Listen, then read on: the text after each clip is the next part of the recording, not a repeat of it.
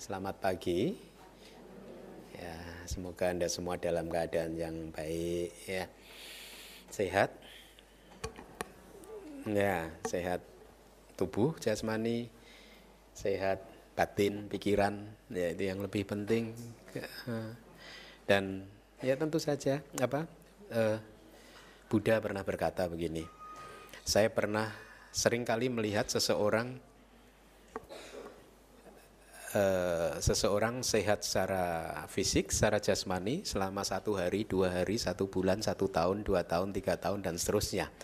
Tetapi ya jarang sekali beliau melihat seseorang yang sehat secara mental, secara batin selama 1 hari, 2 hari. Dan Buddha kemudian mengatakan bahwa seorang yang belum tercerahkan itu seseorang yang sebenarnya sakit. Kita semua yang belum tercerahkan ini sebenarnya sakit secara mental. Sakit karena setiap hari kita tertekan oleh kekotoran batin kita, tertekan oleh emosi-emosi negatif kita, keserakahan kita, nafsu-nafsu kita. Semua emosi-emosi negatif itu telah menghancurkan ketenangan dan kedamaian kita. Ya, jadi seseorang yang belum menjadi orang yang suci itu adalah sesungguhnya orang yang sakit.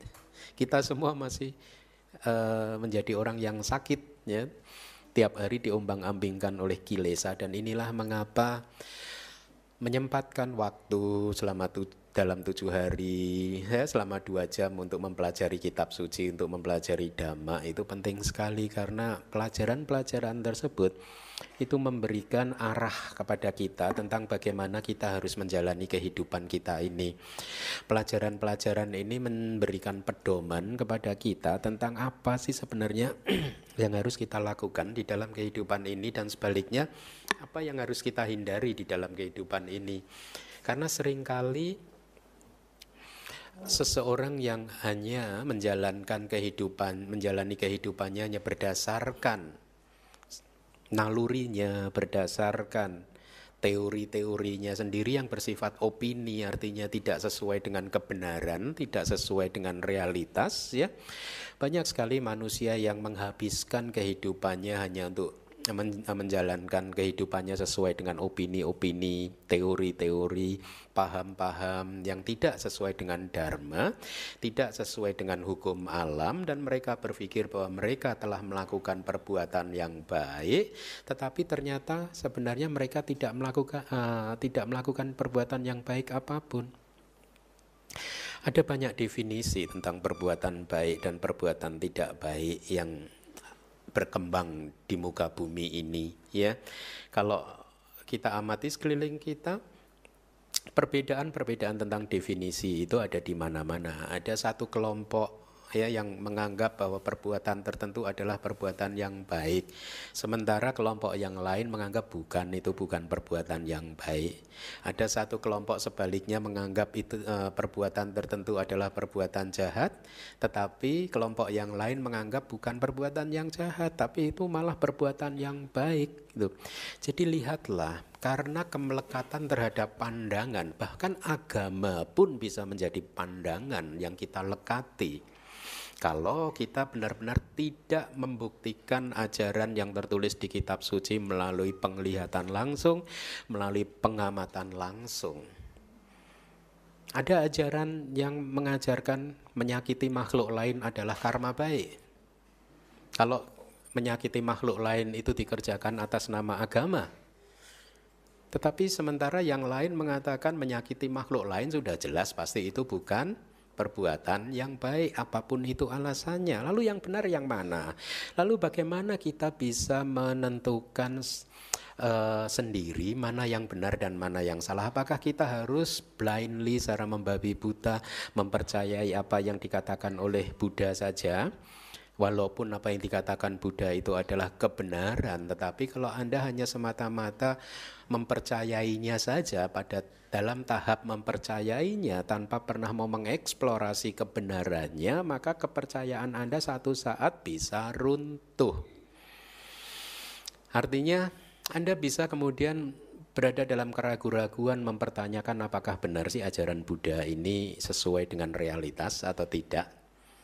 Ya, apakah benar yang tertulis di dalam kitab suci ini adalah sesuatu yang benar-benar harus saya junjung tinggi, saya tegakkan, saya praktekkan, atau bagaimana? Nah, untuk itu Buddha salah satu atau ya satu hal yang menarik di dalam ajaran Buddha menurut saya adalah yang ini berbeda dengan apa yang sudah saya pelajari di masa lalu sebelumnya adalah bahwa Buddha tidak hanya menunjukkan kepada kita apa saja yang baik dan apa saja yang tidak baik. Tetapi Buddha melampaui itu semua. Lebih jauh lagi, Buddha juga mengajarkan kepada kita untuk melihat sendiri apa benar itu yang enggak baik adalah enggak baik, apakah benar itu yang baik adalah baik. Buddha menunjukkan jalannya untuk membuktikan sendiri. Jadi Buddha tidak pernah juga menganjurkan kepada kita untuk percaya membabi buta, tetapi sebaliknya Buddha mengajarkan kepada kita untuk menginvestigasi ajaran-ajaran beliau melalui meditasi. Apakah benar yang dialami Buddha adalah sesuatu yang universal yang bisa dialami oleh kita semua? Apakah benar yang direalisasi oleh para Sotapanna, Sakadagami, Anagami, Arahat itu adalah sesuatu yang juga menjadi sebenarnya hak kita kalau kita mau melatihnya? Dan ini yang menarik, ada kesetaraan di dalam ajaran Buddha bahwa siapapun itu mempunyai kesempatan yang sama untuk menjadi seorang yang suci, untuk menjadi seorang Sotapanna. Sotapanna, Sakadagami, Anagami, Arahat bukan monopoli Buddha dan murid Buddha yang hidup pada masa itu, tetapi juga menjadi satu hal yang juga bisa kita dapatkan di dalam kehidupan ini. Ya, bukan juga monopoli kaum biku, komunitas biku atau bikuni, tetapi juga Anda pun bisa kalau Anda mempraktekkannya. Nah, kembali lagi, apa sih yang disebut perbuatan baik, apa yang disebut perbuatan jahat, apa definisinya? Masing-masing tradisi mempunyai definisinya sendiri-sendiri dan kadang bertentangan satu dan yang lainnya. Oleh karena itu Buddha memberikan satu standar untuk mengerti, menilai apakah perbuatan yang kita lakukan itu adalah baik atau buruk. Buddha mengatakan, sesuatu dikatakan sebagai perbuatan baik kalau memenuhi dua syarat ini. Satu, tidak menyakiti atau melukai makhluk lain. Ya, dan juga tidak menyakiti atau melukai diri kita sendiri. Itu definisi perbuatan baik.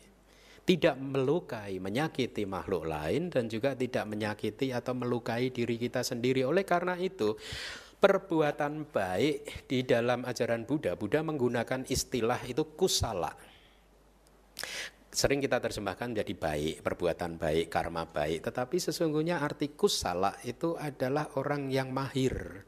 Perbuatan apa? Mahir artinya. Diberi contoh misalkan, seseorang yang pandai bermain gitar, itu adalah seorang yang kusala dalam bermain gitar. Jadi perbuatan baik itu sesungguhnya adalah perbuatan yang muncul dari kemahiran kita. Ya, kemahiran di dalam melatih. Seperti seorang pemain gitar, pada saat dia sudah menjadi pemain yang mahir, semuanya muncul dari latihan dia yang mungkin bertahun-tahun. Ya, dia mahir. Kalau kita dikatakan sebagai orang yang baik, maka sesungguhnya kita adalah orang yang mahir untuk melakukan sesuatu yang tidak menyakiti orang lain dan juga tidak menyakiti diri kita sendiri. Nah, itu standarnya. Perbuatan baik adalah apa? Perbuatan yang tidak menyakiti kedua belah pihak, mereka dan kita. Oleh karena itu definisi dari kusala tadi menurut ajaran Buddha ada 3. Perbuatan baik adalah perbuatan yang secara moral patut dipuji. Itu definisi yang pertama. Secara moral patut dipuji. Seseorang yang melakukan perbuatan baik pasti dipuji oleh orang bijaksana. Ya. Kemudian standar yang kedua adalah secara mental sehat. Makanya tadi dikatakan perbuatan baik adalah perbuatan yang tidak menyakiti diri kita sendiri. Karena pada saat Anda berbuat baik, sesungguhnya secara mental keadaan batin Anda berada dalam keadaan yang sehat. Dan yang ketiga sesuai dengan hukum karma, yaitu disebut sebagai perbuatan baik karena akan menghasilkan kebahagiaan. Jadi ini definisi perbuatan baik. Dengan demikian definisi perbuatan yang buruk kebalikannya. Perbuatan yang buruk adalah perbuatan yang secara moral pantas dicela oleh siapapun, oleh orang bijaksana. Tentu saja yang mencela orang bijaksana yang tidak bukannya mencela dengan kebencian, tetapi mencela lebih pada tidak appreciate lah bahwa itu sesuatu yang menyakiti makhluk lain, menyakiti diri kita sendiri. Perbuatan jahat ada juga yang muji. Yang memuji siapa? Teman-temannya.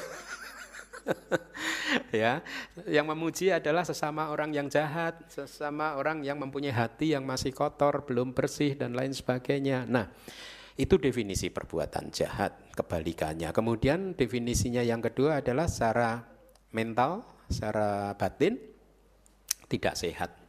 Tidak sehat. Apapun itu perbuatan jahat, apapun itu kekotoran batin, selalu saja membuat batin kita tidak sehat. Baik itu nafsu-nafsu Anda, mengikuti nafsu-nafsu keinginan Anda, nafsu apapun, nafsu indrawi, nafsu untuk memuaskan Anda, memuaskan tubuh Anda, untuk memuaskan batin Anda. Anda berpikir bahwa itu mungkin adalah perbuatan baik.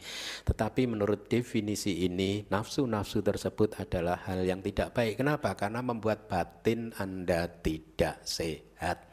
Batin Anda tertekan oleh nafsu-nafsu Anda. Nafsu-nafsu Anda menghancurkan ketenangan, kedamaian, dan kebahagiaan Anda.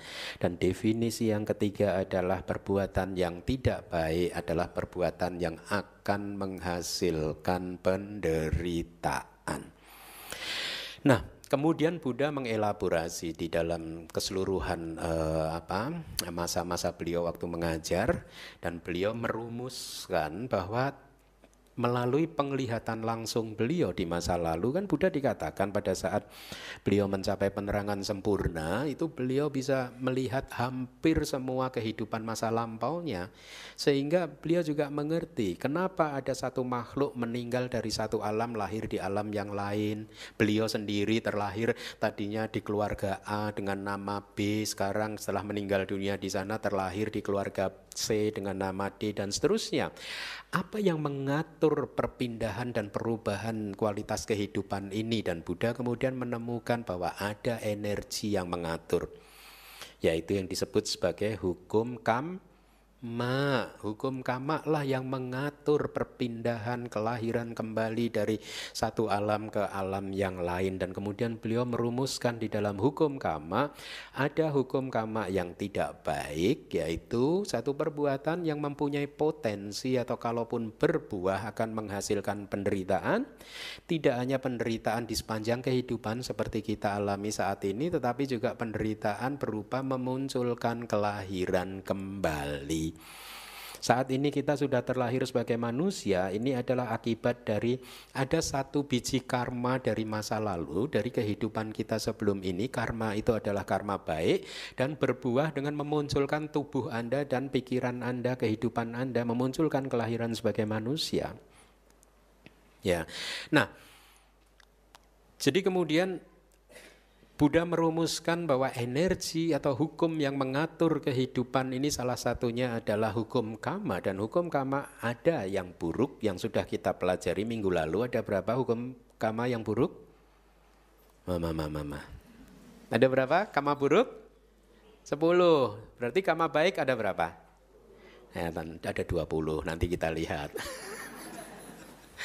Di Indonesia rata-rata saya lihat di Google itu artikel-artikel berbahasa Indonesia mengatakan hukum kamma hanya ada 10 saja. Iya, tapi yang diceritakan hukum kamma 10 itu juga tidak tepat, karena dikatakan hukum kamma yang baik yang 10 apa saja? Dana, sila, bawana, itu bukan hukum kamma baik. Itu adalah kebajikan, itu adalah punya. Nanti kita akan kupas.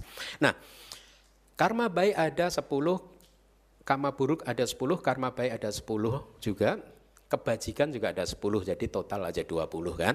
Ya, nah sekarang kalau Anda sudah minggu lalu mempelajari tentang karma yang tidak baik, yang disebut lingkup indrawi, nah ini istilah teknis, artinya karma-karma tersebut kalau berbuah berupa kelahiran kembali atau berbuah sepanjang kehidupan, dia hanya berbuah di alam kehidupan lingkup indrawi. indrawi atau lingkup indra. Ada 11 alam, di mana alam kehidupan ini adalah ladang tempat biji kama tumbuh dan subur berbuah, yaitu alam neraka, alam binatang, alam hantu, alam setan, jin, kemudian alam manusia, dan 6 alam surga. Minggu lalu sudah saya katakan ya, jangan takut dengan kehidupan berikutnya ya. Nanti jangan-jangan saya nggak masuk surga, jangan takut, Anda semua masuk surga. Umat Buddha, kenapa? Karena surga di agama Buddha ada 6. Kalau di tempat lain hanya ada kita 6, tenang.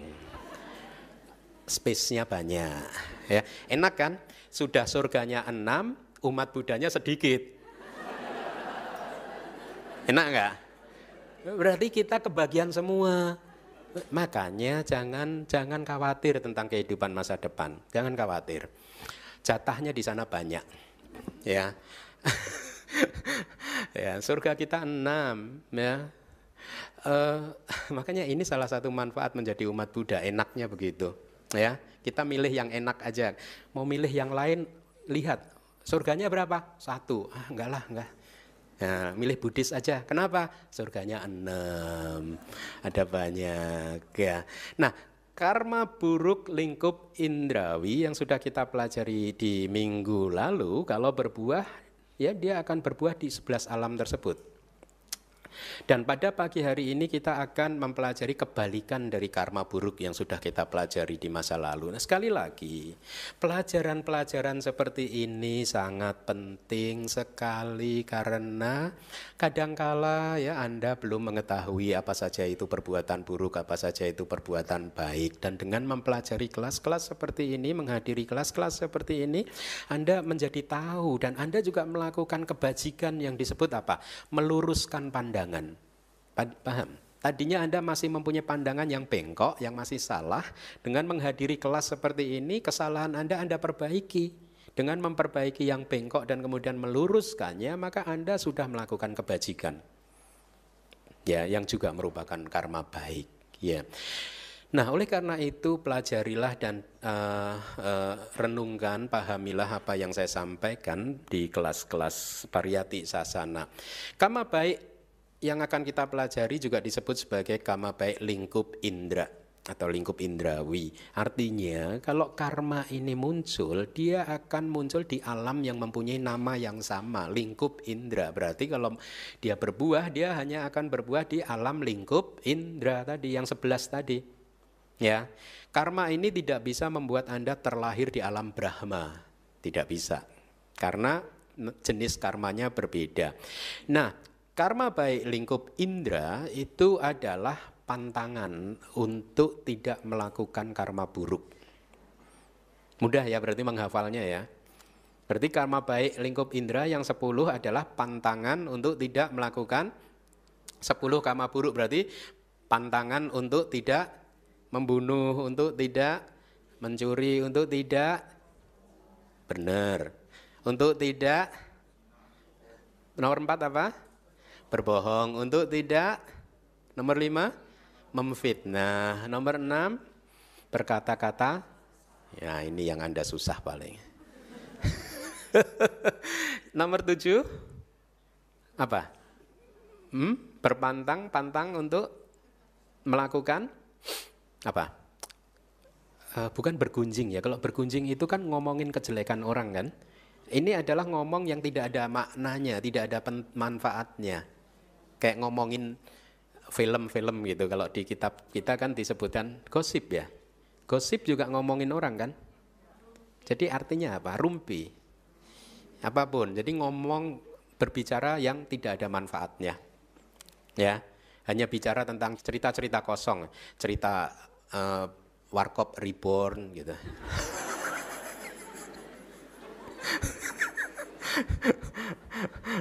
Atau apa gitu ya. Baik, berarti karma baik yang nomor 8 apa? Kebalikannya dari iri hati, tanpa iri hati. Keadaan yang tanpa tidak iri hati. Ya. Kemudian yang ke-9 apa? Kebalikannya dari pikiran jahat, ya pikiran yang baik. Ya. Kemudian nomor 10 pandangan benar. Pandangan benar adalah pandangan yang meyakini bahwa perbuatan Anda apapun itu, ucapan Anda apapun itu, pikiran Anda apapun itu mempunyai potensi untuk berbuah. Itu pandangan benar, ya.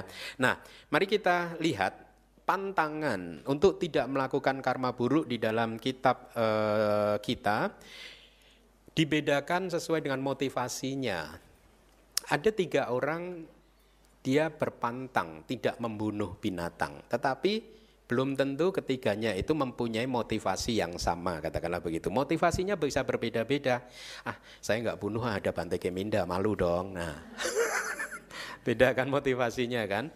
Nah, mari kita lihat apa yang ada di dalam kitab suci kita. Yang pertama adalah seseorang tidak melanggar, tidak melakukan karma buruk, karena walaupun kesempatan itu datang, tapi dia tidak melakukannya. Ya, misalkan saat ini Anda tiba-tiba di pipi Anda digigit nyamuk, ada kesempatan kan untuk membunuh, nyamuk, untuk membunuh nyamuk tersebut, tetapi Anda tidak melakukannya. Ya, semata-mata karena Anda menyayangi nyamuk ini saja, ya. Anda tidak ingin mengganggu nyamuk ini, bukan karena malu sama kanan kiri Anda, ya.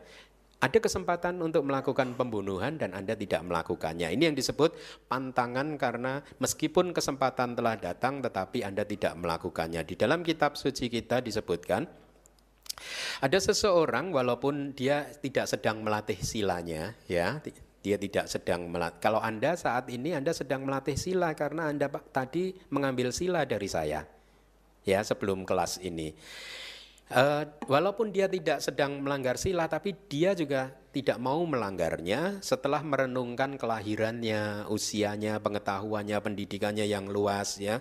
Misalkan dengan merenungkan, sungguh tidak pantas buat saya murid DBS kok membunuh nyamuk.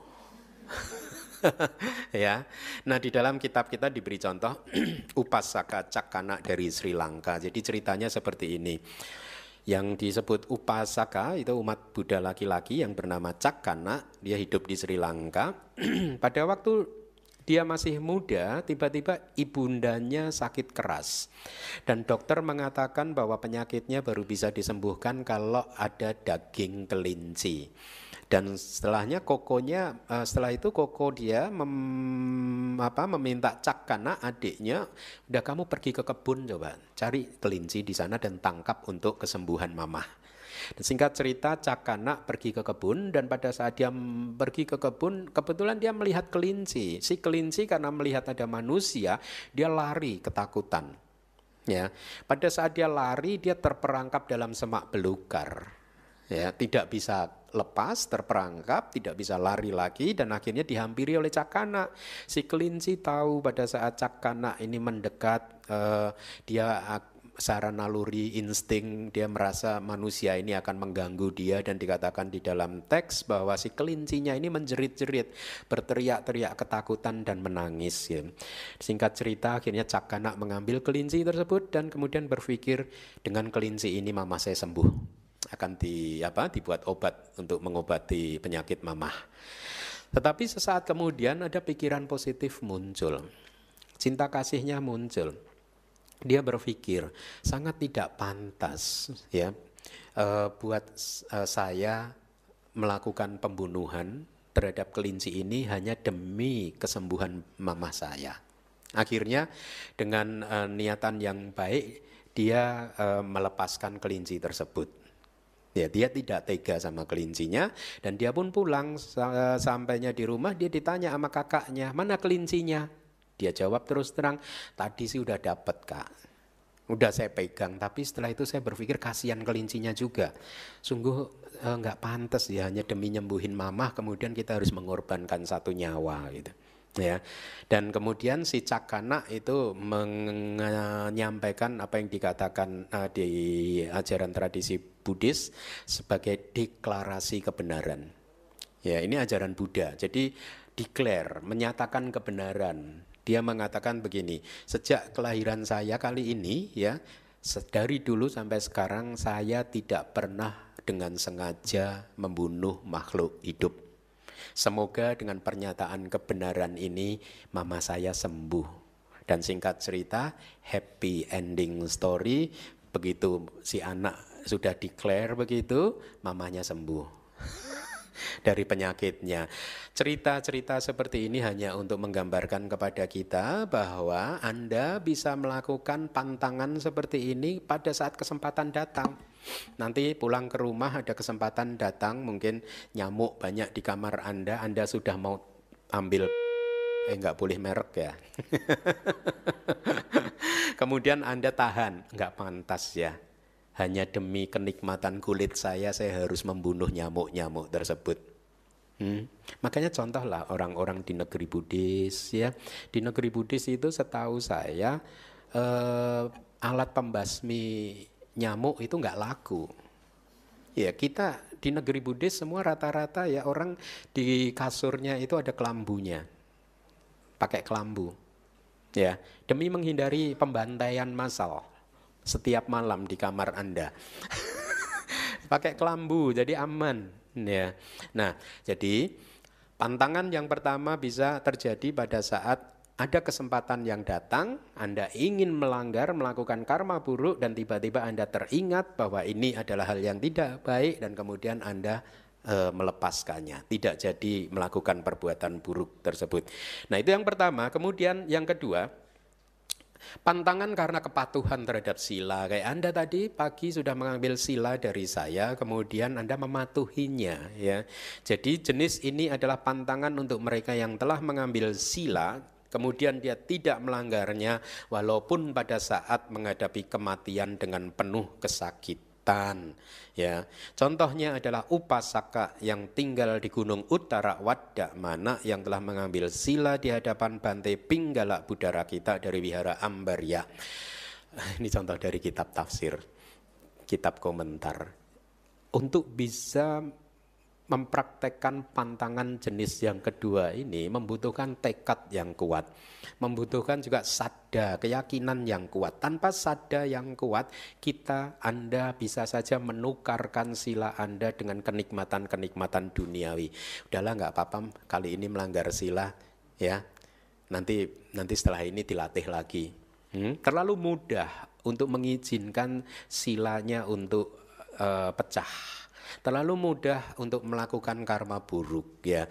Nah, pantangan yang ini muncul dengan contoh upasaka yang tinggal di Gunung Uttara Waddamana. Jadi diceritakan setelah upasaka ini mengambil sila dari Bante Pinggala Budara kita ya, kemudian dia membajak sawah. Dia pergi ke sawahnya dan dia membajak sawah. Tiba-tiba setelah lepas dari siang hari, salah satu lembunya atau sapi itu hilang.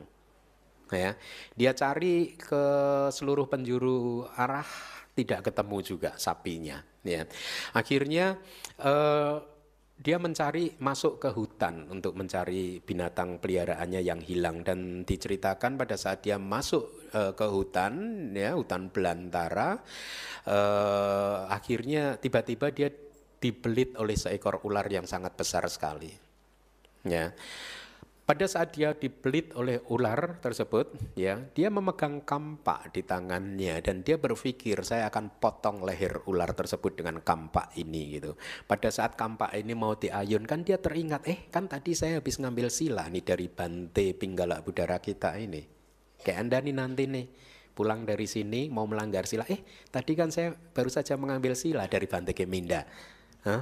Akhirnya si upasaka tadi teringat seperti itu, akhirnya dia bertekad, biarlah saya mengorbankan kehidupan saya, tetapi saya tidak akan pernah mengorbankan sila saya. Dan kemudian kampaknya dilempar jauh-jauh.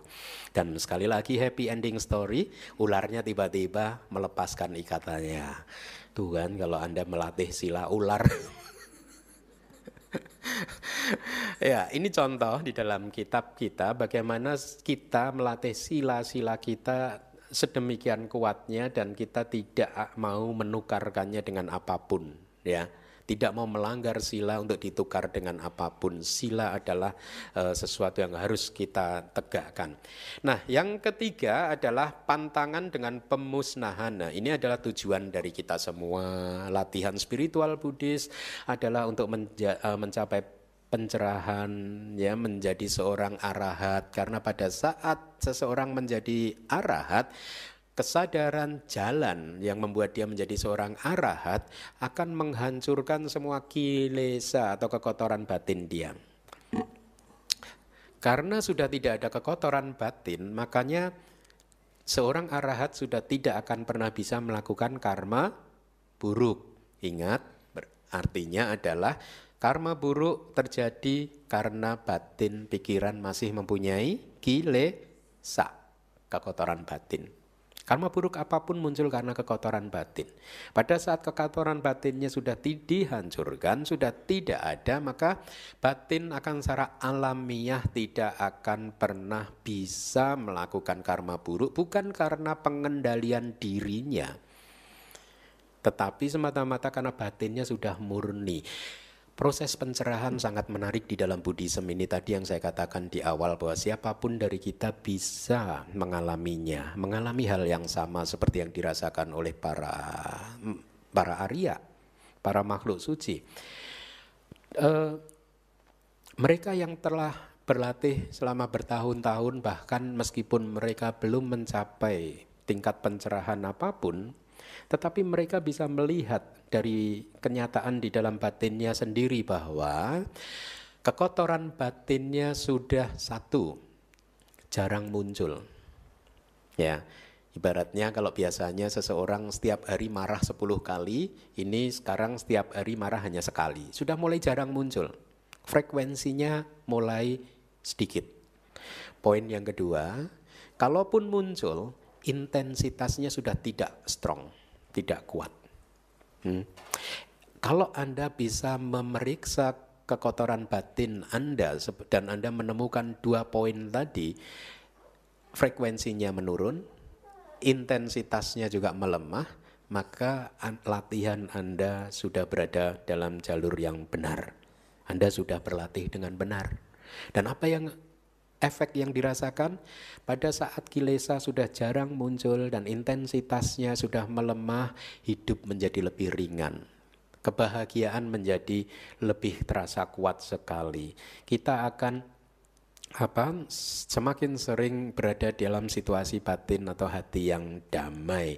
Nah, pantangan dengan pemusnahan atau penghancuran adalah pantangan yang berasosiasi dengan jalan Arya, artinya pantangan yang muncul pada saat seseorang mencapai pencerahan, ya. Jadi pada saat jalan, istilah teknis ini, 6 kualitas kesadaran yang disebut sebagai jalan itu muncul, dia hanya muncul sekali saja gitu. Tapi dengan kemunculannya yang sekali itu saja, fungsi dia untuk menghancurkan kekotoran batin tercapai. Ya, sehingga bahkan pikiran untuk membunuh makhluk apapun tidak akan bisa muncul di batin atau di hati seorang yang suci. Itu ada referensinya dari kitab suci kita. Nah, pantangan yang ketiga ini adalah tujuan dari latihan spiritual kita. Sehingga secara alamiah batin yang murni ini tidak akan pernah lagi melakukan karma buruk. Ya, secara teknis ini adalah keadaan batin para arahat. Ya, arahat telah menghancurkan semua karma buruk. Bahkan arahat telah menghancurkan 2 akar dari karma, yaitu apa? Awija dan tanha, ketidaktahuan dan nafsu keinginan, sehingga seorang arahat sudah tidak lagi melakukan karma. Perbuatan arahat sudah tidak bisa disebut karma. Karena perbuatan arahat bukan karma, berarti perbuatan arahat tidak akan berbuah. Oleh karena itu jangan melakukan kejahatan sekarang. Lakukan nanti setelah jadi. Ya, baik. Mari kita lanjutkan. Nah, berarti karma baik adalah 10 pantangan tadi, ya, pantang untuk tidak melakukan karma buruk. Nah, sekarang saya akan sampaikan 10 yang lain yang disebut 10 landasan kebajikan, dasa punya kirya watu. Agak berbeda, kalau tadi adalah karma baik, yang ini adalah punya, kebajikan. Bedanya di mana? Definisi punya adalah disebut sebagai kebajikan karena satu, poin pertama, Perbuatan ini memurnikan batin seseorang yang melakukannya. Ya, memurnikan. Poin kedua, ya, perbuatan yang disebut kebajikan disebut sebagai kebajikan karena dia perbuatan ini akan menyempurnakan kecenderungan-kecenderungan kita. Jadi kalau kita masih mempunyai kecenderungan yang tidak baik, dengan semakin sering melakukan kebajikan ini, maka kecenderungan yang tidak baik ini akan semakin dibuat tidak menjadi baik, akan disempurnakan, bukan disempurnakan ketidakbaikannya, tapi diluruskan, yang masih bengkok diluruskan. Kemudian definisi yang ketiga disebut sebagai kebajikan karena akan menghasilkan kelahiran yang baik. Ya, nah perbedaannya tipis, oleh karena itu kadang juga disebut karma baik itu ada 20, 10 yang karma baik tadi dan 10 kebajikan yang akan kita pelajari ini. Yang pertama adalah disebut sebagai landasan kebajikan berdana atau secara singkat berdana. Secara teknis disebut landasan kebajikan, ya. Sekarang saya minta Anda memperhatikan apa sih yang disebut berdana. Kita kan sering berdana nih, lalu apa? Atau bagaimana kita harus melakukannya? Apa saja yang harus kita perhatikan supaya kebajikan kita ini sempurna? Di dalam teks informasinya adalah seperti ini. Ketika seseorang berdana kebutuhan pokok biku, ya, atau Anda berdana apapun, ya, jubah atau objek panca indera apapun, berarti objek panca indera itu bisa apa saja. Bisa gedung ini, itu juga objek panca indera, ya. Bisa berdana, kalau di zaman Buddha dulu berdana kendaraan untuk biku, kereta misalkan, itu juga objek panca indera juga, atau apa saja. Kemudian objek telinga, misalkan objek telinga itu ya kita berdana kata-kata yang baik, yang membuat orang yang mendengarkannya bahagia dan seterusnya. Nah, ketika seseorang berdana kebutuhan pokok biku, jubah dan objek panca indera apapun, cetana atau kehendak, motivasi Anda untuk melakukan sesuatu, itu yang dimaksud dengan cetana, yang muncul di arus batin dermawan tadi di 3 waktu. Lihat, saya beri garis bawah di 3 waktu, yaitu 1, pada waktu mempersiapkan objek yang akan didanakan. Pada saat Anda mau berdana makanan kepada saya, misalkan dari rumah niat itu muncul, maka itu adalah cetana pada waktu Anda mempersiapkannya. Ya. Kemudian yang kedua adalah kehendak yang muncul pada saat Anda mempersembahkannya kepada saya, katakanlah, ya. Kemudian yang ketiga adalah pada saat Anda setelah mempersembahkan dan kemudian Anda merenungkannya kembali dengan hati yang penuh dengan kedamaian dan kebahagiaan, maka inilah yang disebut sebagai landasan kebajikan berdana.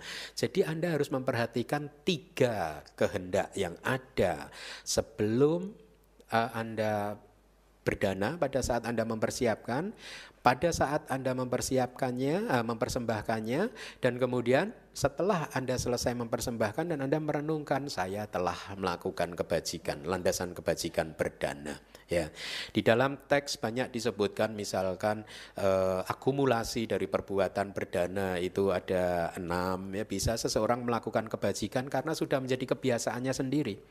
Ini yang baik. Melakukan kebajikan karena kebajikan tersebut adalah kebiasaan Anda. Kenapa bisa menjadi kebiasaan? Karena Anda sudah melakukannya bahkan mungkin dari banyak kehidupan. Tidak hanya dari kehidupan kali ini saja. Dari kehidupan Anda sebelumnya Anda sudah melakukannya juga. Ya.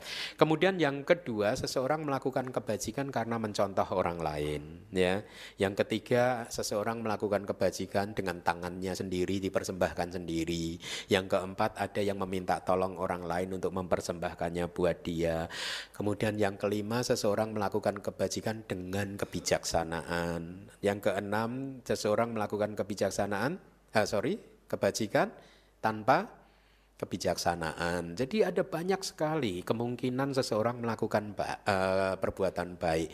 Tentu saja yang terbaik adalah kebajikan itu sudah menjadi kebiasaan Anda dan Anda melakukannya dengan pengetahuan, dengan kebijaksanaan. Ya. Kemudian yang kedua adalah landasan kebajikan moralitas atau sila. Setelah dana, kemudian sila, ya, moralitas atau akhlak, ya, atau seseorang yang kualitas standar keakhlakan di dalam Buddhism adalah apa? Kalau Anda umat maka standarnya 5 sila Anda. Ya, kalau Anda bisa menegakkan, melatih 5 sila dengan baik, maka Anda adalah manusia yang berbudi luhur, orang yang baik, orang yang akhlaknya baik, ya. Apa sih yang disebut dengan sila? Mari kita lihat penjelasannya. Cetana atau kehendak yang muncul di arus batin Anda pada saat Anda mengambil 5 sila atau 8 sila atau 10 sila, atau di arus batin seseorang yang pergi ke wihara, ke DBS, ya, dengan niat saya akan menjadi muridnya Bante Kemindah. Ada nggak ini? Saya akan jadi biku. Dan setelah dia ketemu dengan gurunya, kemudian dia menyatakan niatnya, dan setelah dia ditahbiz, akhirnya dia merenungkan keinginan saya untuk menjadi biku telah terwujud. Ya, saya telah menjadi seorang biku, sadhu, ya, yang penuh pengendalian diri sesuai dengan patimokkha, sila kebikuan, dan merenungkan 4 kebutuhan pokok, yang menjaga pintu-pintu indranya dari objek-objek panca indera yang telah muncul, yang memurnikan gaya hidupnya, dan seterusnya. Cetana seperti di atas disebut sebagai landasan kebajikan moralitas. Jadi bahkan Anda kalau mau melakukan kebajikan yang disebut sila moralitas, Anda juga harus memperhatikan 3 cetana tadi, sama sebelum atau pada saat Anda sudah berniat, kemudian pada saat Anda mengambil sila tersebut, seperti tadi saya membimbing Anda, dan setelah itu Anda mengucapkan sadhu, saya sudah mengambil sila. Ya, maka dengan demikian, ya, Anda sudah melakukan kebajikan. Jadi lihatlah, sejak Anda datang ke ruangan ini jam 9 sampai hari ini sudah banyak sekali kebajikan yang Anda lakukan. Yang pertama adalah mungkin berdana tadi ke atas. Yang kedua sila, Anda sudah mengambil. Yang ketiga mendengarkan dhamma. Ini yang nomor 9 nanti. Itu juga kebajikan. Ya. Oleh karena itu teruslah jaga 3 cetana tadi, 3 kehendak tadi, supaya kehendaknya tetap murni, tetap baik, ya. Kemudian yang nomor 3 adalah meditasi atau bhavana, ya. Cetana yang muncul di arus batin seseorang yang bermeditasi, mata adalah anicca, dukkha, anatta, dan seterusnya. Jadi artinya apa sih? Meditasi tidak selalu Anda datang ke tempat retret, tempat meditasi, kemudian Anda duduk bersila dan memejamkan mata, ya. Kemudian Anda mengamati objek meditasi. Tidak, meditasi di sini adalah sesuatu yang juga bisa kita praktekkan di dalam kehidupan sehari-hari. Pada saat Anda mendengarkan ceramah saya saat ini, kalau Anda merenungkan bahwa suara saya adalah sesuatu yang anicca, ya, tidak kekal, dukkha dan anatta, ya. Persepsi Anda juga anicca, dukkha, dan anatta, ya. Perasaan Anda juga anicca, dukkha, dan anatta, ya. Pemahaman Anda juga anicca, dukkha, dan anatta. Kalau di Myanmar gitu, kalau pas lagi ujian, ya, bikunya nggak bisa menjawab, dia anicca Bante. Kemarin ingat, sekarang nggak ingat, ya.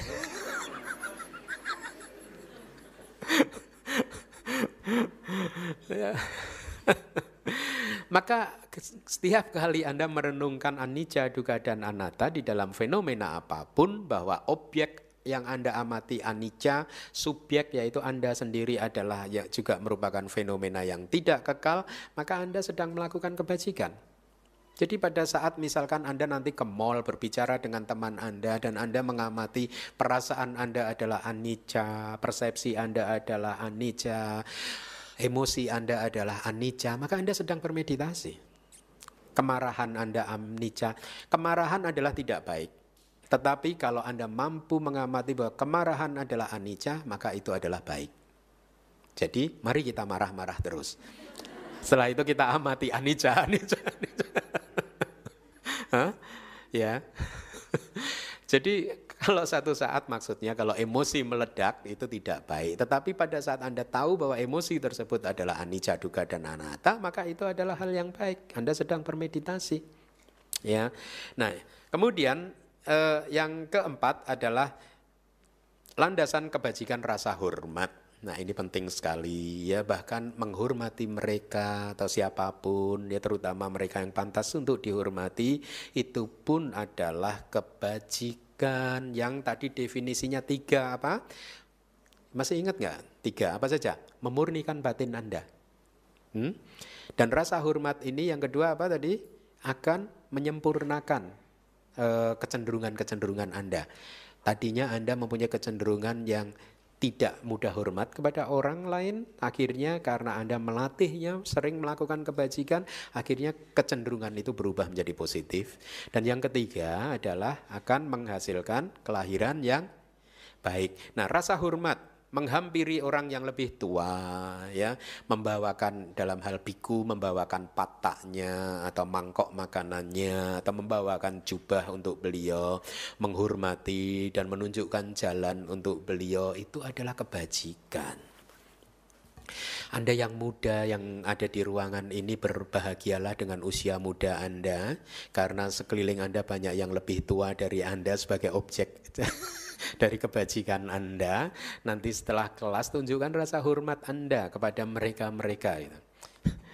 Dan Anda yang tua, Anda juga harus menghormati yang muda. Itu pun juga kebajikan, karena meluruhkan, menghancurkan ego kita, menghancurkan apa yang disebut harga diri. Apa sih? Seseorang kadang terlalu mempertahankan harga diri. Apa sih pentingnya mempertahankan harga diri itu? Lebih baik nggak punya harga diri ini. Jadi kita nggak gampang stres, ya nggak? Orang kita nggak punya harga, orang mau kalau harga diri Anda terlalu tinggi, Anda mudah stres malah nanti. Ya.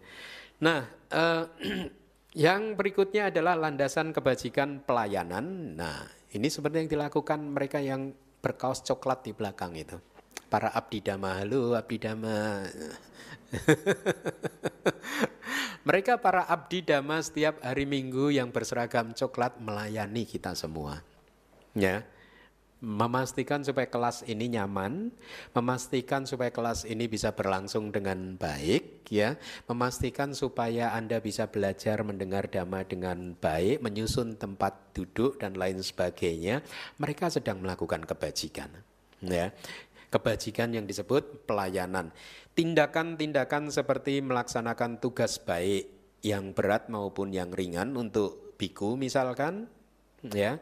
Atau misalkan kita membawa mangkok makanan seorang biku yang terlihat memasuki sebuah desa untuk mengumpulkan derma dan mengisinya dengan makanan, mempersembahkannya kepada dia dan seterusnya. Kitab suci kita selalu berbicara perbuatan baik atau apapun dengan merujuk kepada biku dan lain sebagainya, tetapi bukan berarti bahwa perbuatan baik yang disebut pelayanan hanya pada saat Anda melayani seorang biku. Anda melayani orang tua Anda melayani siapapun, itu adalah kebajikan. Ya. Kemudian mari kita lanjutkan. Yang nomor 6 adalah mendedikasikan kebajikan. Saya menggunakan kata mendedikasikan, sepertinya lebih tepat daripada pelimpahan jasa. Atau kalau bahasa Inggris transference of merit, itu kayaknya juga tidak tepat. Mentransfer kebajikan. Tidak ada yang ditransfer kebajikannya, tetapi semata-mata Anda mendedikasikannya, diniatkan di dalam hati saja bahwa Anda mendedikasikan jasa kebajikan yang sudah Anda lakukan untuk kebahagiaan si A, si B dan seterusnya, atau untuk kebahagiaan semua makhluk, ya. Setelah berdana dan melakukan, ini dari kitab kita, puja wewangian, itu artinya mempersembahkan bunga, kemudian dupa dan lain sebagainya, ya. Kemudian seseorang memberikan bagian atau mendedikasikan kebajikannya dengan mengucapkan di dalam hati, semoga kebajikan ini melimpah untuk si A, si B atau untuk semua makhluk, ya. Yang bagus tentu saja untuk semua makhluk. Kenapa? Karena kalau Anda melimpahkan jasa kebajikan ditujukan untuk nama, ada risikonya. Ya. Di dalam kitab suci, yang bisa menerima pelimpahan pendedikasian kebajikan secara maksimal itu adalah makhluk yang hidup di alam peta itu yang bisa menerima secara maksimal. Maksudnya maksimal itu apa? Maksudnya kalau Anda mempersembahkan air dan Anda mendedikasikan jasa kebajikan persembahan air tersebut untuk semua makhluk, ya, untuk saudara-saudara Anda yang ada di alam peta, maka kalau mereka bisa menerimanya, tiba-tiba mereka akan mendapatkan air surgawi gitu kalau istilah kitab suci. Kalau Anda mendanakan makanan, mereka akan mendapatkan makanan surgawi. Kalau Anda mendanakan pakaian, mereka akan mendapatkan pakaian surgawi, identik. Ya. Nah, tetapi tidak semua hantu kelaparan bisa menerima pelimpahan jasa Anda atau pendedikasian kebajikan Anda. Peta itu ibaratnya negara ini, negara Indonesia terdiri dari banyak provinsi kan. Peta juga begitu. Alam peta, alam hantu itu ibaratnya negara yang mempunyai banyak provinsi. Dari semua provinsi yang ada di alam hantu kelaparan itu hanya ada satu provinsi saja di mana hanya makhluk yang hidup di satu provinsi ini yang bisa menerima pelimpahan jasa. Yaitu yang disebut alam Paradatupajiwika peta, alam hantu kelaparan yang hidupnya tergantung kepada orang lain. Peta-peta yang lain tidak bisa mendapatkan manfaat secara maksimal. Tetapi peta yang hidup di alam Paradatupajiwika peta, peta yang hidupnya tergantung pada pemberian orang lain, mereka tidak akan pernah bisa makan, minum, tidak akan pernah bisa punya pakaian kalau tidak ada familinya yang ingat kepada dia dan kemudian melakukan pelimpahan jasa atau mendedikasikan kebajikannya. Ya. Dan karena mereka hidup tergantung kepada pemberian orang lain, alam-alam ini pun dihuni oleh para hantu yang hidupnya mewah. Loh, hantu juga hidupnya mewah loh. Punya istana, punya semua, punya segala hal, hidupnya nyaman. Mau? Kenapa bisa seperti itu? Karena banyak dari saudara-saudaranya dia ingat untuk mendedikasikan kebajikan. Jadi dia dapat kiriman terus. Tapi sayang gitu, kebajikannya tersebut tidak cukup kuat buat dia untuk bisa keluar dari alam tersebut. Sebenarnya tujuannya adalah kita mendedikasikan kebajikan supaya dia bisa keluar dari alam tersebut. Tetapi ada banyak kriteria, banyak cerita di dalam kitab suci atau kitab komentar yang bisa kita temukan. Misalkan itu satu insiden terjadi seperti ini. Karena mendedikasikan kebajikan kepada peta, ya, faktor yang juga penting adalah siapa yang menerima kebajikan Anda. Ya, yang menjadi ladang tempat Anda menanam biji karma baik Anda itu siapa? Kalau ladangnya gersang, maka Anda menanam biji yang super di ladang yang kering, tandus, gersang. Bisa tumbuh enggak? Tidak bisa tumbuh. Pada suatu hari ada seorang istri yang baru saja mengalami duka yang mendalam karena suaminya meninggal dunia. Dan suaminya meninggal dunia pun kemudian dia terlahir di alam hantu kelaparan, di alam peta yang disebut Paradatupajiwika peta tadi. Ya. Hari itu sang istri bertekad berdana makanan kepada seorang biku. Tapi karena hidup di India zaman 2600 tahun yang lalu, itu alamnya itu berbeda dengan zaman sekarang, maka si istri tersebut hanya menunggu di pinggir jalan dan menunggu biku lewat. Untuk biku yang berpindah patah. Dan singkat cerita ada satu biku yang berpindah patah lewat. Kemudian dia dengan niatan yang baik dia mendanakan makanan. Dan setelah itu dia memanggil di dalam hati nama suaminya. Dan dia mendedikasikan jasa kebajikannya kepada almarhum suaminya. Dikatakan di dalam kitab komentar tersebut, suaminya sebenarnya ada di sana. Jadi bertiga, istri, biku, dan juga suaminya gitu. Tentu saja ada biku-biku yang lain. Jadi almarhum yang sudah terlahir jadi peta ada di sana. Dia siap untuk menunggu pelimpahan jasa. Dia udah berbahagia, sebentar lagi saya akan menerima dedikasi kebajikan dari istri dia, ya. Dan dia membayangkan sebentar lagi dia bisa keluar untuk terlahir di alam yang bahagia gitu. Tapi singkat cerita begitu didanakan istrinya melakukan dedikasi kebajikan, si hantunya tidak terima apa-apa. Ya, hari pertama lewat, sedihlah dia. Hari kedua dia nunggu lagi nih. Istrinya ketemu lagi biku yang itu tadi lagi sama gitu. Persembahan lagi, dedikasikan lagi, suaminya nggak terima juga. Padahal ada di sana gitu. Sedih lagi kan hari kedua pulang, hari ketiga dia datang lagi, ya ketemu istrinya juga berdana kebetulan sama biku itu lagi. Ya. Adakan pelimpahan jasa, enggak terima lagi. Akhirnya suaminya jadi tahu kenapa dia tidak bisa menerima pelimpahan jasa. Ternyata bikunya adalah seorang biku yang tidak bermoral. Itu kata-kata kitab komentar. Jadi biku pun juga bisa menjadi seorang biku yang tidak bermoral. Jadi Anda harus menggunakan akal, pikiran, kebijaksanaan Anda. Jangan pukul rata biku.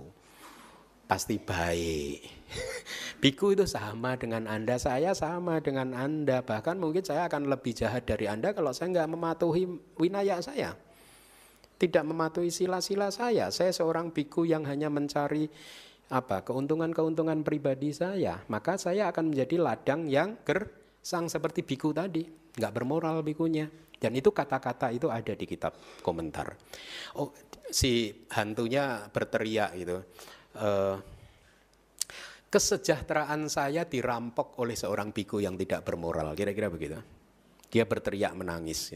Ya karena istrinya udah 3 kali mendedikasikan kebajikan, istilahnya apa? Kalau orang Jawa bilang blong terus gitu, nggak terima terus, ya. Jadi bisa begitu loh, bisa begitu. Tergantung siapa yang menerima jasa kebajikan Anda. Oleh karena itu Anda pahami, karma baik itu juga tergantung pada di mana Anda menanamnya.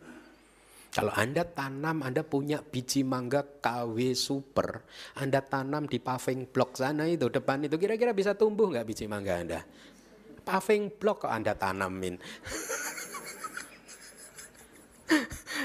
Ya, nah.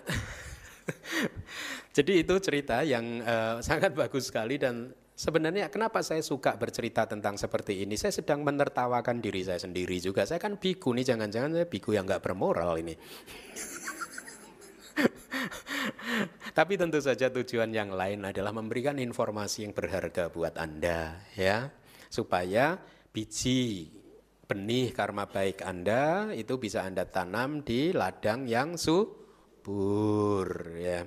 Nah, apakah seseorang yang ini menarik juga yang mendedikasikan kebajikan tersebut akan kehilangan kebajikan yang telah dilakukan? Kalau Anda menggunakan transfer kebajikan, maka kebajikan Anda tertransfer, habis. Anda melakukan kebajikan, kemudian Anda transfer, habislah Anda nggak menerima apa-apa, nggak menikmati apa-apa.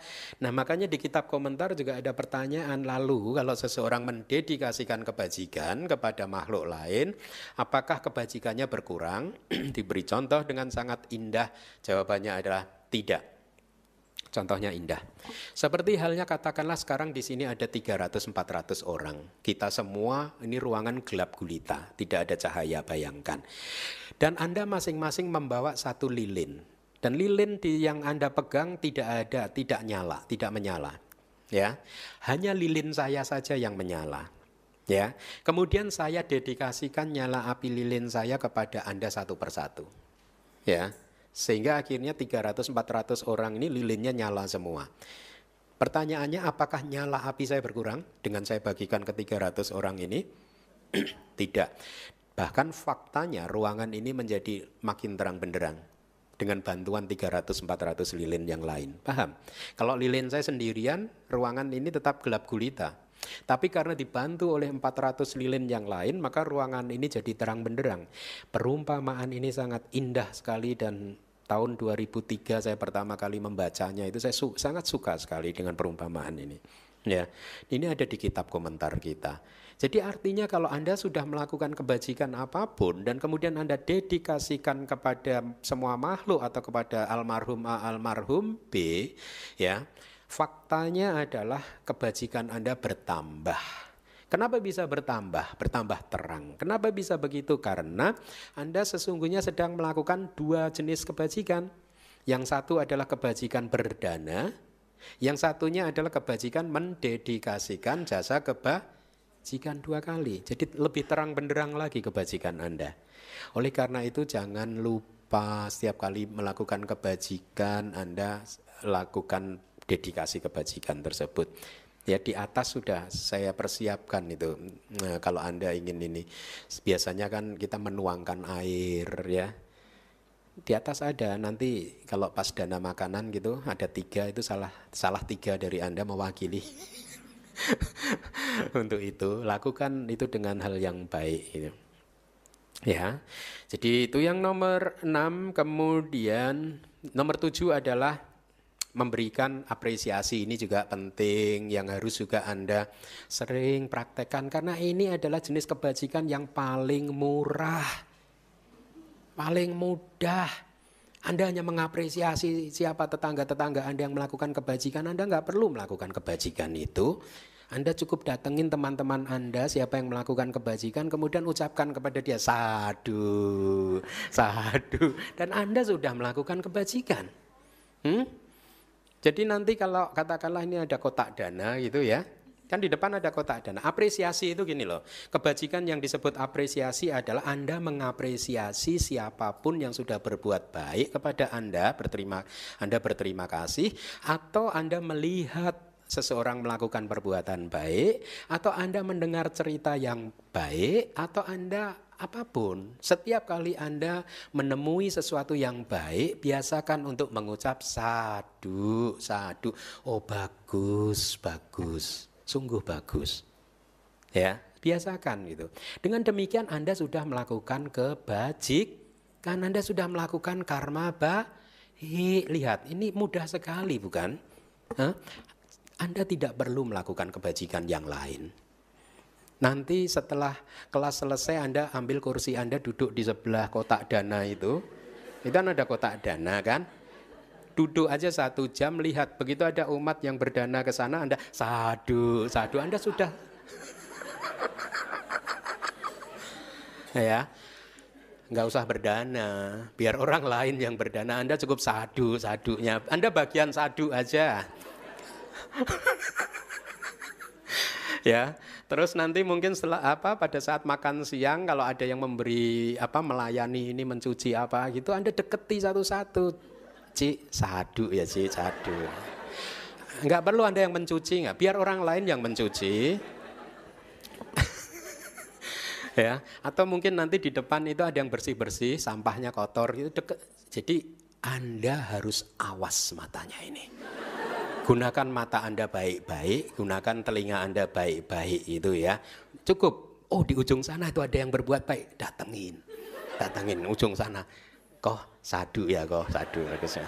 Anda keliling lagi, inspeksi lagi, cari mana yang sedang berbuat baik ya. Kalau lantai 1 sudah nggak ada, cari Pokemon Go ke lantai 2. Ya, ini Pokemonnya kebajikan. Mencari seseorang yang melakukan kebajikan. Lantai 2 di kantor itu mungkin Neti sedang apa gitu, deketin Cik Neti, sadu Cik, sadu. Datangin lagi ke setiap kelas, datangin, dan Anda di sini bisa banyak menemukan Pokemon kebajikan. Anda nggak perlu melakukan kebajikan biar orang lain, kan Anda juga melakukan kebajikan dengan model yang sederhana itu. Tetapi apakah benar itu kebajikan yang bisa menghasilkan kebahagiaan? Ya tentu saja tidak ya. Itu adalah kebajikan. Buahnya apa? Buahnya adalah setiap kali Anda menderita, saya ini hidupnya lagi susah, nanti teman Anda membalas sadu Ci.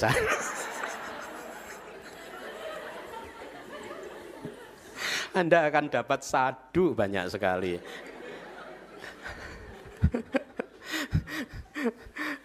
Baik, yang ke-8, landasan kebajikan mengajar dhamma. Nah ini sering saya renungkan.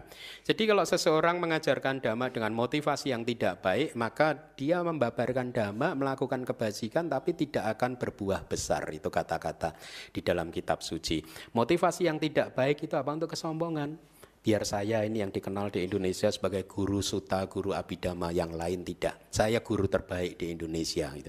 Dan kemudian saya mengajarkan dhamma. Kalau saya mempunyai motivasi seperti itu, maka kegiatan ceramah saya ini ya, yang merupakan kebajikan, tidak akan menghasilkan buah yang besar. Tetapi saya selalu motivasinya adalah saya ingin mari kita bersama-sama. Kalau saya ya, kita sama-sama berada di dalam samsara, perahu samsara, ya sama-sama menderita. Ya, mari kita meningkatkan kebijaksanaan kita masing-masing secara bersama-sama. Ya, dengan demikian kebijaksanaan-kebijaksanaan yang sudah kita kembangkan secara bersama-sama ini akan bisa meningkatkan kualitas kehidupan kita. Saya katakan kebijaksanaan akan meningkatkan kualitas kehidupan kita. Seseorang yang menderita adalah seseorang yang belum tumbuh kebijaksanaannya. Kenapa? Karena dia belum bisa menerima kehidupan ini dengan lapang dada. Kehidupan bukanlah sesuatu yang bisa kita kendalikan. Kehidupan berjalan sesuai dengan hukumnya sendiri-sendiri. Kalau kebijaksanaan kita sudah berkembang dan memahami bahwa kehidupan adalah sesuatu yang tidak bisa kita kendalikan, maka lihatlah efeknya apa. Pada saat bahkan kita sedang mengalami sesuatu yang tidak baik, kita pun tetap saja tenang, damai, dan bahagia. Karena sesungguhnya penderitaan itu bukan disebabkan oleh apa yang Anda alami. Betul. Penderitaan itu disebabkan oleh bagaimana Anda menyikapi apa yang Anda alami tadi. Apa yang Anda alami tidak akan pernah bisa membuat Anda menderita. Sebaliknya juga, apa yang Anda alami tidak akan pernah bisa membuat Anda bahagia. Oleh karena itu banyak orang kaya yang menderita. Dia mengalami hal yang baik terus, tapi dia menderita juga. Kebahagiaan dan penderitaan adalah sikap batin kita yang menyikapi dunia di luar sana. Bagaimana Anda melihat sesuatu, bagaimana Anda mendengar sesuatu, bagaimana Anda menikmati atau mengalami kehidupan dengan panca indera yang lain, bagaimana Anda memikirkan sesuatu, bagaimana inilah yang akan menentukan kebahagiaan dan penderitaan Anda, bukan apa yang Anda alami. Karena ini yang menarik di dalam Buddhism, ternyata Buddha mengajarkan kepada kita, kita bukanlah makhluk yang dipenjara oleh dunia ini. Maksudnya adalah kalau makhluk yang dipenjara oleh dunia ini adalah, kalau dunia tersenyum kepada kita, kita bahagia. Kalau dunia cemberut terhadap kita, maka kita menderita. Itu artinya kita dikendalikan oleh dunia. Tapi kita tidak dikendalikan oleh dunia. Artinya, kalau dunia sedang cemberut kepada kita, kita bisa tersenyum. Kita memilih untuk tersenyum. Kita memilih untuk tetap tenang, damai, positif, dan bahagia. Nah, jadi landasan kebajikan mengajar Dhamma dibedakan sesuai dengan motivasinya. Yang kedua adalah yang berbuah besar, itu adalah apabila seseorang menjadikan pencapaian pembebasan ya sebagai tujuan tertingginya. Saya mengajarkan Dhamma seperti ini ya, Tripitaka, mengajarkan meditasi karena satu, saya ingin membebaskan juga diri saya sendiri dengan terus memupuk parami-parami saya, tetapi pada saat yang bersamaan saya juga ingin mendorong Anda semua untuk segera bergerak untuk membebaskan diri Anda sendiri juga. Seseorang mengajar Dharma dengan tujuan yang baik, yaitu pencapaian pembebasan, maka kegiatan yang seperti ini akan menghasilkan buah yang besar. Nomor 9, landasan kebajikan mendengarkan Dhamma. Nah, ini Anda ini. Ya, apa yang harus Anda lakukan? Mari kita baca. Seseorang mendengarkan Dhamma dengan berpikir, mereka akan mengetahui aku sebagai seorang yang mempunyai sadda, seorang yang rajin, seorang yang begini begitu.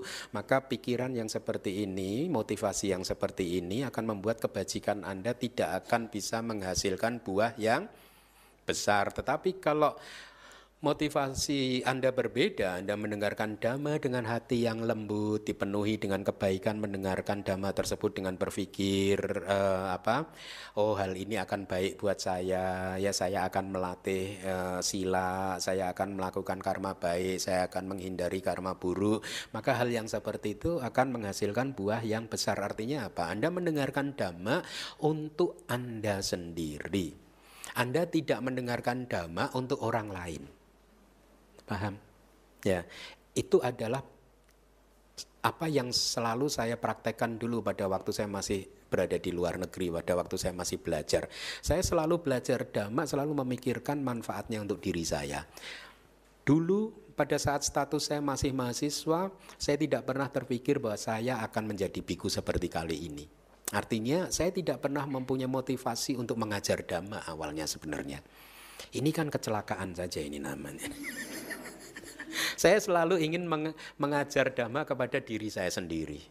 Ya, bahkan saya kalau ketemu saudara-saudara saya itu saya dalam tanda kutip dipermalukan, bercanda, dipermalukan bagaimana? Karena dulu kalau di Myanmar itu dulu nggak ada internet, email di sana nggak ada waktu saya masih hidup di sana itu. Saya kalau menghubungi keluarga, saudara-saudara itu menggunakan pos, surat tulis tangan, dikirim lewat pos gitu. Ya, nah surat-surat saya masih disimpan nama saudara saya. Selalu surat-surat saya selalu begini. Nanti kalau saya kembali ke Indonesia, saya nggak mau tinggal di kota, saya mau tinggalnya di hutan. Ini. Saya nggak mau mengajar dhamma, saya ingin mengajar pada diri saya sendiri gitu, gitu. Selalu gitu. Nah sekarang kalau ketemu saudara saya, suratnya ditunjukin ke saya. Jawabannya gitu. Makanya saya sekarang kapok bikin rencana. Karena setiap kali sesuatu yang saya rencanakan hasilnya berbeda. Makanya sekarang saya nggak mau mempunyai rencana apapun. Gitu. Ya, nah mendengarkan dhamma ya, jadi dengan motivasi yang baik untuk diri Anda sendiri, bukan untuk orang lain. Ya, yang pertama adalah untuk diri Anda sendiri, meskipun ya kalau kemudian Anda bertemu dengan seseorang yang membutuhkan bimbingan Anda juga harus membimbingnya. Tetapi Anda tidak mendengarkan dhamma saat ini adalah untuk membimbing orang lain. Bimbinglah diri Anda sendiri terlebih dahulu. Anda juga tidak mendengarkan dhamma untuk berdebat dengan orang lain. Dapat ilmu nih setiap hari Minggu datang ke DBS lumayan nih, ntar nih di sono nih, di wihara sono nih, saya habisin semua itu. Jadi Anda memanfaatkan dhamma untuk berdebat. Itu yang diistilahkan oleh Buddha, seseorang memegang ular tapi salah yang dipegang, yaitu ekornya. Kalau seseorang memegang ular yang dipegang adalah ekornya, maka ular itu akan berbalik menggigit dia. Dia akan terluka, dia akan menderita. Sama, kalau Anda mempelajari dhamma hanya untuk berdebat supaya bisa dianggap orang sebagai orang yang berpengetahuan luas, supaya Anda bisa mengalahkan lawan-lawan Anda, maka sebenarnya yang akan menderita adalah Anda sendiri.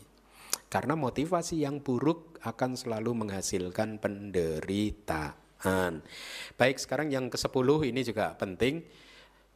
Yang disebut landasan kebajikan meluruskan pandangan itu sesungguhnya adalah memperbaiki opini atau pandangan sendiri, pandangan diri sendiri. Jadi artinya dana Anda tadinya kurang sempurna, Anda sempurnakan.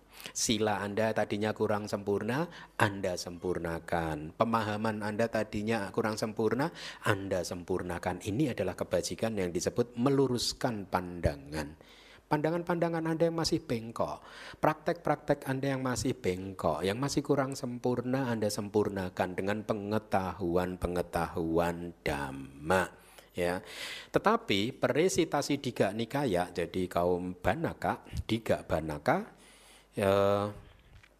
itu adalah biku-biku yang menghafal Digha Nikaya di masa lalu. Itu menyatakan bahwa memperbaiki opini adalah ciri atau karakteristik dari semua landasan kebajikan, ya. Jadi semua landasan kebajikan diperbaiki, maka pada saat Anda memperbaikinya, itulah yang disebut sebagai landasan kebajikan meluruskan pandangan. Karena dengan terus-menerus memperbaiki kualitas kebajikannya akan menghasilkan buah yang besar, ya. Catatan terakhir ini, jadi ini tadi juga sudah saya jelaskan bahwa yang disebut berdana itu muncul pada saat berpikir saya akan berdana, kemudian ketika dia sedang berdana dan ketika dia merenungkan saya telah memberikannya atau saya telah berdana. Dengan demikian 3 kehendak inilah yang disebut sebagai landasan kebajikan berdana. 9 kebajikan yang lain dilakukan dengan cara yang sama. Berdana saya masih kurang sempurna, saya ini sedang akan sempurnakan, sekarang sudah saya sedang saya sempurnakan, dan sudah saya sempurnakan. Jadi 3 cetana, 3 kehendak itu terus-menerus Anda perhatikan, Anda kembangkan. Jadi ini masalah latihan. Bagaimana Anda berlatih untuk menjadi kusala, untuk menjadi mahir, untuk menjadi piawai di dalam melakukan kebajikan dengan bantuan pengetahuan-pengetahuan yang Anda dapatkan dari kelas-kelas ini. Maka dengan demikian Anda akan semakin bisa menjadi seseorang yang damai, bahagia, ya, seseorang yang senantiasa menjalani kehidupan sesuai dengan dhamma, ya. Dan dengan pengetahuan dan latihan dhamma, akhirnya Anda bisa bertekad untuk berlatih, untuk segera mengakhiri siklus kelahiran dan kematian, untuk segera bisa merealisasi nibbana. Sadhu, terima kasih.